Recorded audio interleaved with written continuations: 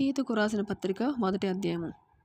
దేవుడు ఏర్పరచుకొనిన వారి విశ్వాసము నిమిత్తమును నిత్య జీవమును గూర్చిన నిరీక్షణతో కూడిన భక్తికి ఆధారమగు సత్య విషయమైన అనుభవ జ్ఞానము నిమిత్తమును దేవుని దాసుడును యేసుక్రీస్తు అపోస్తలుడైన పౌలు మనందరి విశ్వాస విషయంలో నా నిజమైన కుమారుడగు తీతుకు శుభమని చెప్పి వ్రాయినది. ఆ నిత్య జీవమును అబద్ధమాడనేరని దేవుడు అనాది కాలమందే వాగ్దానం చేసిను గాని ఇప్పుడు మన రక్షకుడైన దేవుని ఆజ్ఞ ప్రకారము నాకు అప్పగింపబడిన సువార్త ప్రకటన వలన తన వాక్యమును యుక్త కాలములయందు బయలుపరచును. తండ్రి అయిన దేవుని నుండి మన రక్షకుడైన క్రీస్తు యేసు నుండి కృపయు కనికరమును సమాధానమును నీకు కలుగునుగాక. నేను నీకు ఆజ్ఞాపించిన ప్రకారము నీవు లోపముగా ఉన్న వాటిని దిద్ది ప్రతి పట్టణంలోనూ పెద్దలను నియమించు నిమిత్తమే నేను క్రేతులో నిన్ను విడిచి వచ్చితిని. ఎవడైనను నిందారహితుడును ఏకపత్ని పురుషుడును దుర్వ్యాపార విషయము నేరము మోపబడిన వారై అవిధేయులు కాక విశ్వాసులైన పిల్లలు గలవాడునై ఉన్న ఎడల అట్టి వారిని పెద్దగా నియమింపవచ్చును.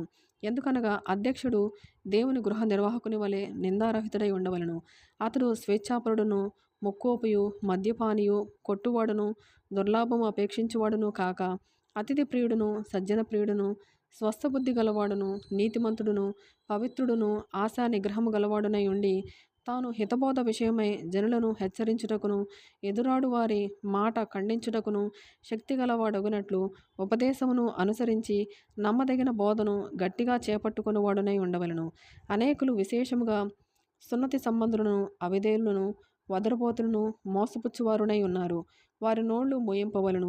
అట్టివారు ఉపదేశింపకూడని వాటిని దుర్లాభము కొరకు ఉపదేశించుచు కుటుంబములనే పాడు చేయుచున్నారు. వారిలో ఒకడు అనగా వారి సొంత ప్రవక్తలలో ఒకడు ఇట్లనెను, క్రేతీయులు ఎల్లప్పుడూ అబద్ధికులను దుష్ట మృగములను సోమరులగు తిండిపోతులనై ఉన్నారు. ఈ సాక్ష్యము నిజమే. ఈ హేతువు చేత వారు యూదుల కల్పనా కథలను సత్యము నుండి తొలగిపోవునట్టి మనుషుల కట్టడలను లక్ష్యపెట్టక విశ్వాస విషయమున స్వస్థులగు నిమిత్తము వారిని కఠినముగా గద్దింపుము. పవిత్రులకు అన్నియు పవిత్రములే గాని అపవిత్రులకును అవిశ్వాసులకును ఏదియు పవిత్రమైనది కాదు. వారి మనస్సును వారి మనస్సాక్షియు అపవిత్రపరచబడి ఉన్నవి. దేవుని ఎరుగుదుమని వారు చెప్పుకొందురు గాని అసహ్యులను అవిధేయులను ప్రతి సత్కార్యము విషయము భ్రష్టులనై ఉండి తమ క్రియల వలన ఆయనను ఎరుగమన్నట్టున్నారు. 2వ అధ్యాయము.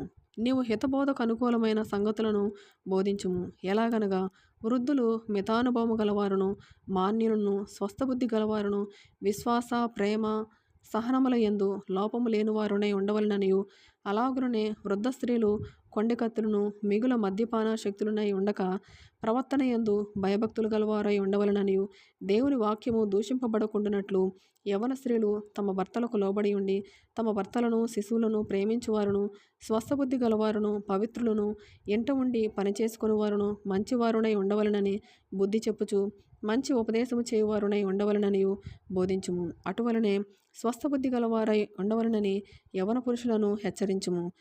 పరపక్షమందుండు వాడు మనలను గూర్చి చెడు మాట ఏదియో చెప్పనేరక సిగ్గుపడినట్లు అన్నిటి యందు నిన్ను నీవే సత్కార్యముల విషయమై మాదిరిగా కనుపరుచుకొనుము. నీ ఉపదేశము మోసము లేనిదిగాను మాన్యమైనదిగాను నిరాక్షేపమైన హితవాక్యముతో కూడినదిగాను ఉండవలను. దాసులైన వారు అన్ని విషయముల యందు మన రక్షకుడగు దేవుని ఉపదేశమును అలంకరించినట్లు తమ యజమానులకు ఎదురుమాట చెప్పక ఏమియు అపహరింపక సంపూర్ణమైన మంచి నమ్మకమును కనపరచుచు అన్ని కార్యములందు వారిని సంతోషపెట్టుచు వారికి లోబడి ఉండవలనని వారిని హెచ్చరించుము. ఎలయనగా సమస్త మనుషులకు రక్షణకరమైన దేవుని కృప ప్రత్యక్షమై మనము భక్తిహీనతను ఇహలోక సంబంధమైన దురాశలను విసర్జించి శుభప్రదమైన నిరీక్షణ నిమిత్తము అనగా మహాదేవుడును మన రక్షకుడునైన యేసుక్రీస్తు మహిమ యొక్క ప్రత్యక్షత కొరకు ఎదురుచూచుచు ఈ లోకములో స్వస్థబుద్ధితోనూ నీతితోనూ భక్తితోనూ బ్రతుకుచుండవలనని మనకు బోధించుచున్నది. ఆయన సమస్తమైన దుర్నీతి నుండి మనలను విమోచించి సత్క్రియల యందు ఆసక్తి గల ప్రజలను తన కోసరము పవిత్రపరచుకొని తన సొత్తుగా చేసుకొనుటకు తన్ను తానే మన కొరకు అర్పించుకొనెను. వీటిని గూర్చి బోధించుచు హెచ్చరించుచు సంపూర్ణ అధికారముతో దుర్బోధను ఖండించుచూ నుండుము. నిన్నెవరిని తృణీకరింపనీయకుము. 3వ అధ్యాయము. అధిపతులకును అధికారులకును లోబడి విధేయులుగా ఉండవలననియు ప్రతి సత్కార్యము చేయుటకు సిద్ధపడి ఉండవలననియు మనుషులందరి ఎడల సంపూర్ణమైన సాత్వికమును కనపరచుచు ఎవరిని దూషింపక జగడమాడని వారును శాంతులనై ఉండవలననియు వారికి జ్ఞాపకము చేయము.